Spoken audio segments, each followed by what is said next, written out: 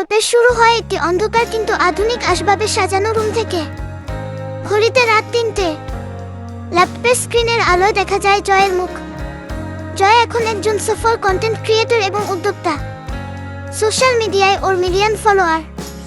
কিন্তু ওর চোখের নিচে জমে থাকা কালিগুলো বলছে এই সাফল্যের আড়ালে লুকিয়ে আছে এক দীর্ঘ ক্লান্তি। জয় ডায়েরিটা খোলে, যেখানে পুরনো কিছু ঝাপসা হয়ে যাওয়া ছবি আর বাসের টিকিট রাখা। অতীত ও মধ্যবিত্তের লড়াই, ফ্ল্যাশব্যাক। আজ থেকে ৭-৮ বছর আগের কথা। জয়ের জীবনটা ছিল একদম অন্যরকম।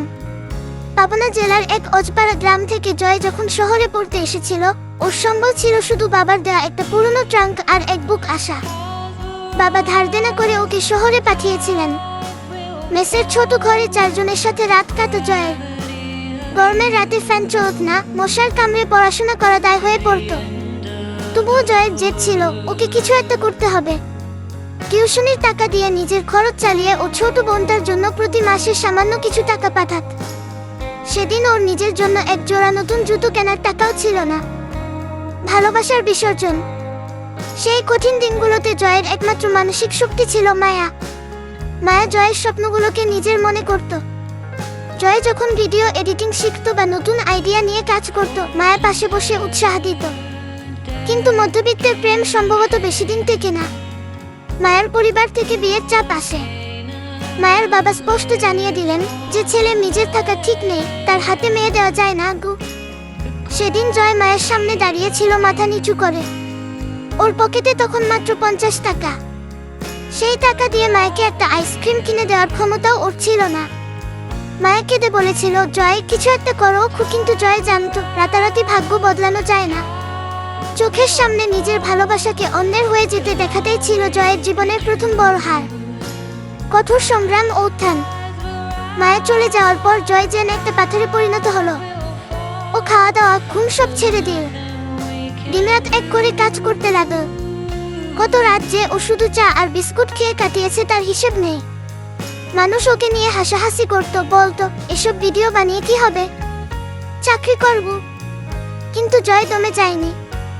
আস্তে আস্তে ওর কাজ মানুষের নজরে আসতে শুরু করলো। ওর ভিডিওগুলো ভাইরাল হতে লাগল।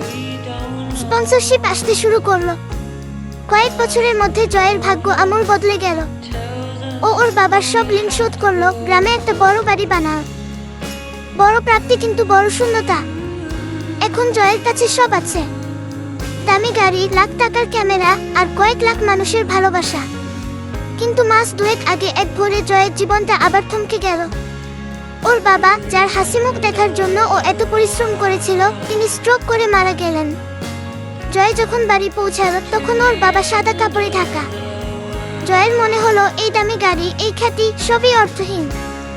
যে মানুষটার জন্য ও রাজা হতে চেয়েছিল সেই মানুষটাই আজ ওর পাশে নেই।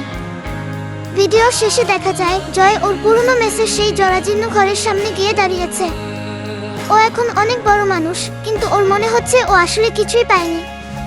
জয় ক্যামেরার দিকে তাকিয়ে শান্ত গলায় বলছে, মানুষ মনে করে সফল হলেই সব পাওয়া যায়। কিন্তু বাস্তবতা হলো, সফলতার পাহাড়ের চূড়ায় অনেক রোদ থাকলেও সেখানে বড় একাকিত্ব। যে মানুষগুলোকে নিয়ে আমি হাসতে চেয়েছিলাম, আজ তাদের কাউকেই আমি পাশে পাইনি। আমি আজ সফল, কিন্তু আমি আজ সবচেয়ে বেশি একা।